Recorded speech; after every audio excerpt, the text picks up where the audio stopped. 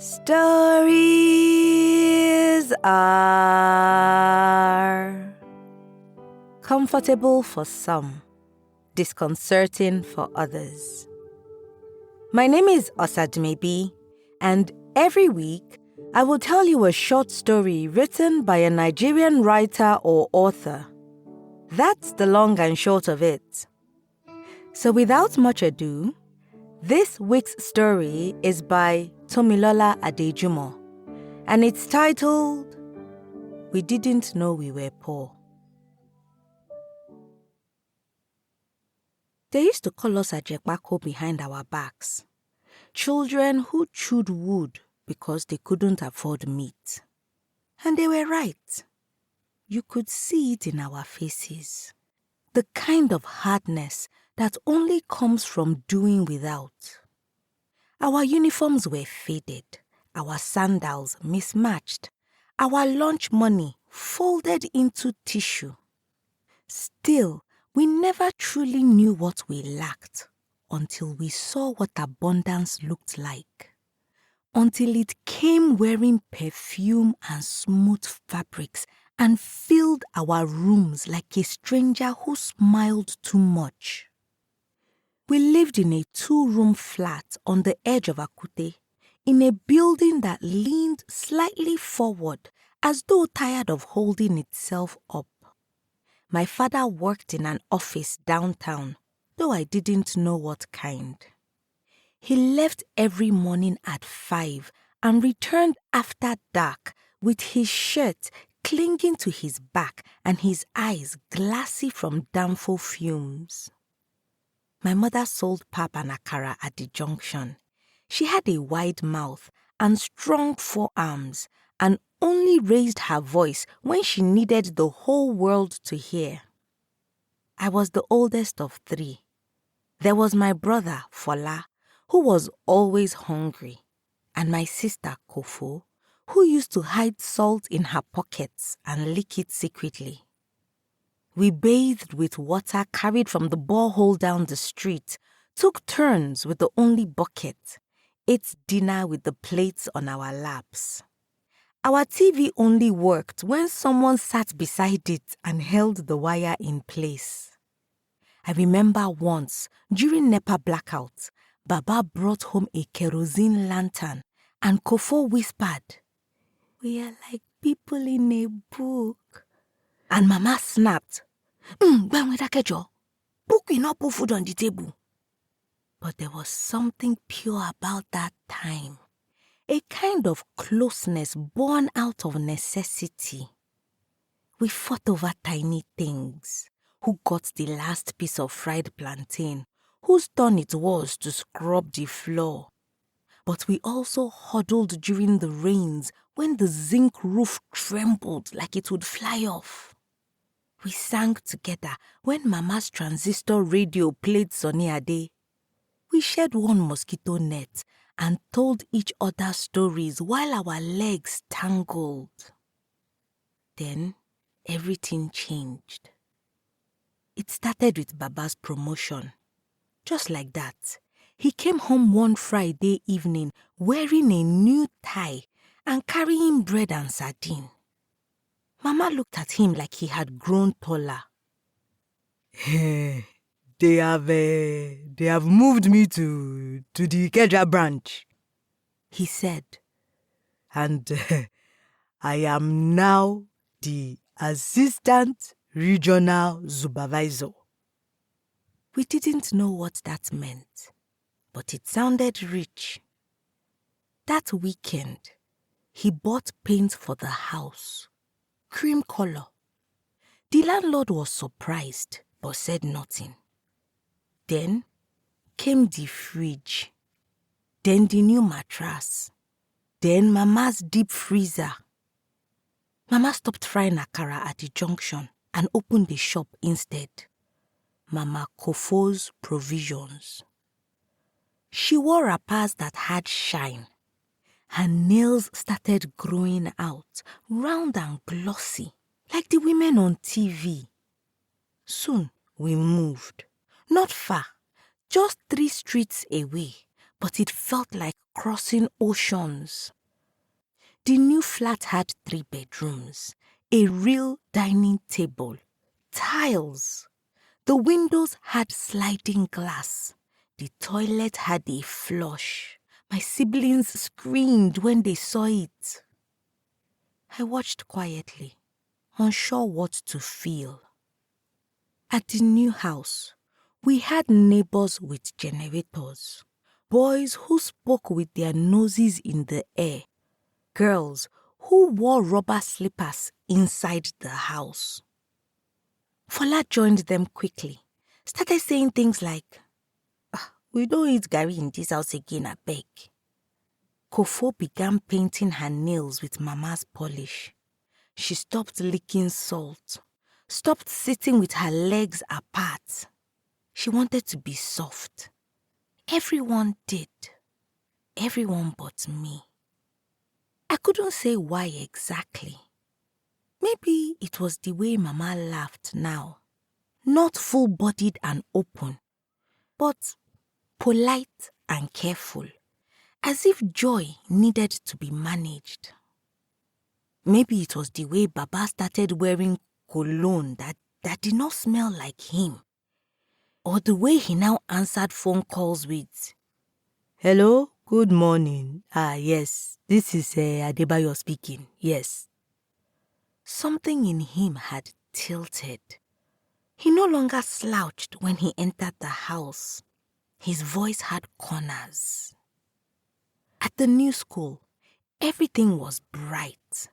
The uniforms, the buildings, the students' teeth.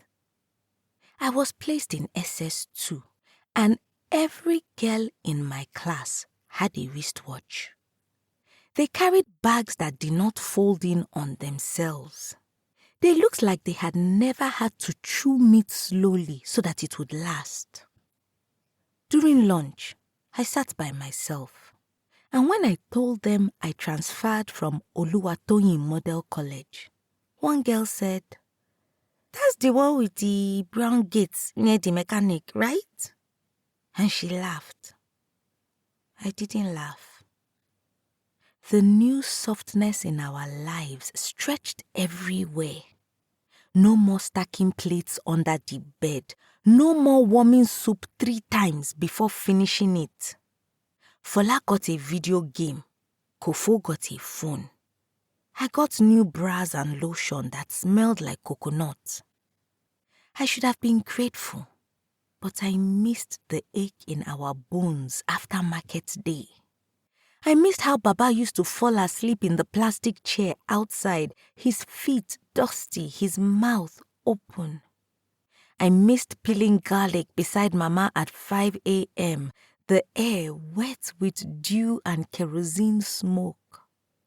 I missed the struggle that had once tied us together. Now, everyone had a room, and we no longer knew when someone cried at night. My mother started attending church again. She wore lace and used powder. She danced in the front row and clapped louder than everyone. The pastor said favor had found her. She said, "Amen." I sat at the back and watched her. Her hands still had calluses, but they looked softer now. Sometimes I missed her rough palms. I missed the way she used to press them against my forehead and say, "Oh, Mommy, you are my first child. You must be strong." Now she says, "Act like a lady." I started buying bread and giving it to Rokayat's brother on my way back from school. I told them not to tell her. I told myself it was kindness, but I think it was guilt. My father stopped saying grace before meals. My mother started using air freshener that made the house smell like foreign places. My brother stopped playing football with the neighborhood boys. He said those ones were too rough. I knew what he meant. I just didn't like how he said it. There was one evening I will not forget. It was after dinner. Baba was watching Channels TV, one leg crossed over the other. Mama was on her phone. Kofo was dancing in front of the mirror. Fola had headphones in. Me? I stood in the hallway, looking at all of them. Nobody noticed me. I stood there until my knees hurt, until the generator outside coughed into silence. Then I went into the kitchen and opened the cabinet where Mama kept the old spoons, the ones we did not use anymore because they were bent or burnt. I took one. I closed the door. That night, I slept with the spoon under my pillow. I can't tell you why, but I did that every night for weeks. One afternoon, I came home from school and found the spoon missing. Mama had likely cleaned the room and returned it to the kitchen. I didn't ask. I just took another one with a broken handle. In the old house, we used to sleep close, bodies pressed together, breathing in sync. Now, I lay in a bed too big, under a fan that made me cold, with nothing but silence on the walls. I remembered how, when I was little, my mother would boil water and pour it into a basin, and then all of us would use the same bath water.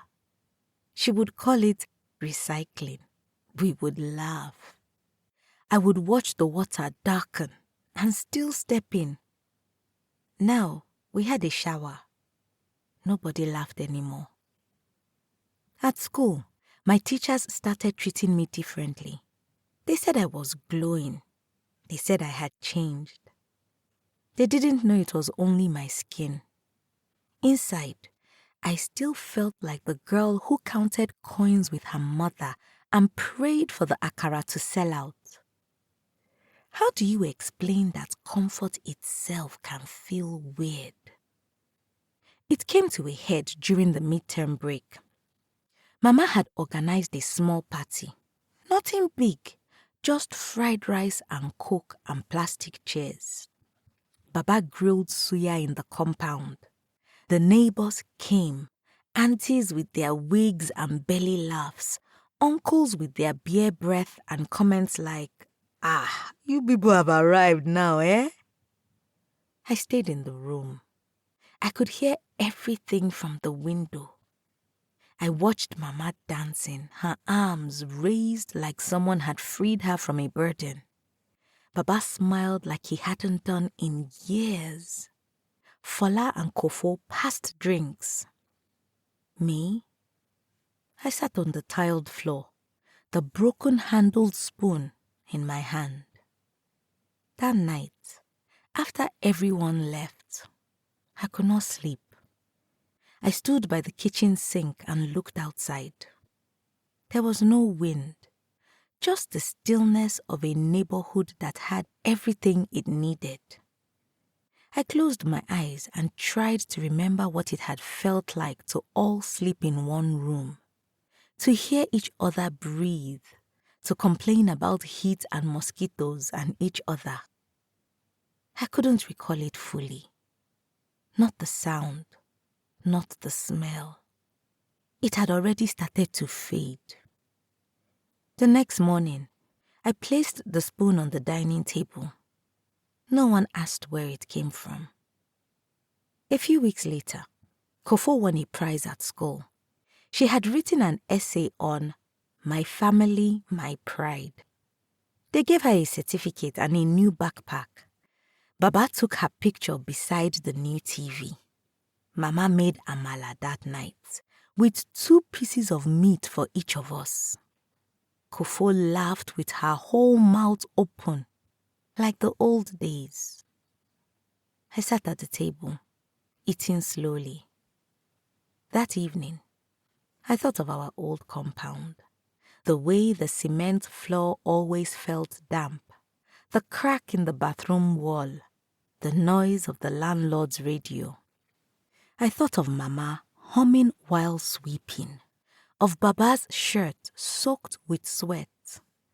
I thought of Kofo's laughter, smaller, lighter. I didn't cry. I just lay there and listened to the sound of the fridge humming. A soft, even sound. The kind that meant there would always be cold drinks now. Tomilola Adejumo is an emerging writer from Lagos with published work featured in Brittle Paper, Punocracy, African Writer Magazine, Kalahari Review, Afritondo, and the Shallow Tales Review. Her upcoming publications include pieces in Akwata Magazine and Efiko Magazine. On her Substack page, Thoughts Archive, Tomi shares engaging stories ranging from thought-provoking, nostalgic, funny, to haunting. Connect with Tomilola on X at Earth2Tomi. Details and links will be in the episode description. If you've got a story you would like to be featured on this podcast, or a published book you want to make into an audiobook, I would love to hear from you. Send an email to info@osadumebi.com or send me a message at Osadumebi on either Facebook, Instagram, LinkedIn, or X. I look forward to collaborating with you. And if you've enjoyed this week's episode, please subscribe, leave a review, and share this episode with that one person you know will enjoy listening. Tell them that stories are a good escape for a few minutes each week.